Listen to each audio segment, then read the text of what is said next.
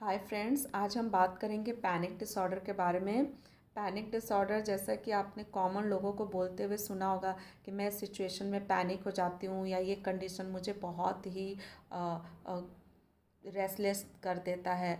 तो panic disorder एक psychological disorder में आता है। इसके कुछ सिम्टम्स होते हैं जिससे आप ये चीज़ को रिकॉग्नाइज़ कर सकते हैं, जैसे बहुत ज़्यादा घबराहट होना, हार्ट बीट फास्ट हो जाना, धड़कन तेज हो जाना, चेस्ट के मिड पोर्शन में पेन होना, ऐसा लगना जैसे कुछ चुभ रहा है, सांसों की गति कम हो जाना, ऐसा फील होना कि मेरा दम घुट रहा है, बेहोश हो जाना, मिचली आना, पेट में दर्द होना, मांसपेशियों में कंपन टाइप का होने लगना और नौजिया फीलिंग होना, ऐसा लगना जैसे डीरियलाइजेशन, मतलब कुछ टाइम के लिए मुझे वास्तविकता का ज्ञान ही नहीं है, और पर्सनलाइजेशन मतलब कुछ टाइम के लिए इंसान खुद को भी भूल जाता है। उसको लगता है कि अब तो मैं मर जाऊंगा, मुझे कुछ हो जाएगा, मैं नहीं बचूंगा या बचूंगी। तो ये जो सिम्टम्स होते हैं ना, अधिक से अधिक 15 या 20 मिनट्स का इसका एपिसोड होता है। तो ये बॉडी में आता है और इतने में ही पेशेंट को मतलब एक थॉट लेवल पे भी बहुत बहुत रिकरेंट ऐसे नेगेटिव थॉट्स आते हैं, और फिर उन्हीं थॉट्स का रिएक्शन उनकी बॉडी पे होता है कि और घबराहट बढ़ जाती है।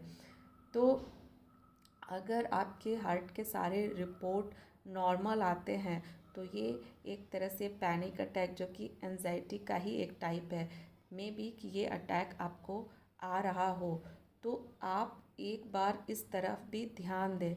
अब ये पैनिक अटैक होता क्यों है?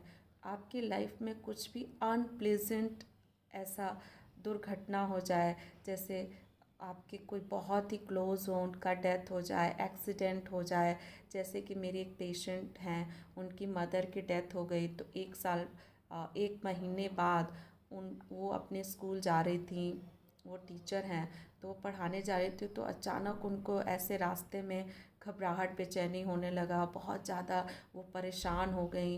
तो फिर उन्होंने बहुत सारा ट्रीटमेंट कराया और उनके सारे रिपोर्ट्स नॉर्मल आते थे, और डॉक्टर बोलते थे आपको सिर्फ टेंशन है, आप टेंशन मत लीजिए। फिर वो किसी के माध्यम से जब हम लोग के पास आई, तो फिर हम लोगों ने डायग्नोस किया कि नहीं, आपको पैनिक डिसऑर्डर है। और सबसे पहले तो हम लोगों ने उनको उनके सिम्टम्स के बारे में अवेयर किया कि इससे कोई मरता नहीं है, इससे कुछ भी ऐसा हार्म आपको नहीं होना है, बस आपको ये सिम्टम्स को कंट्रोल करने की टेक्निक सीखनी होगी, और जो आपकी जो मानसिक वेदना है उसको दूर करना पड़ेगा। तो हम इस तरीके से पैनिक अटैक पे भी कंट्रोल कर सकते हैं।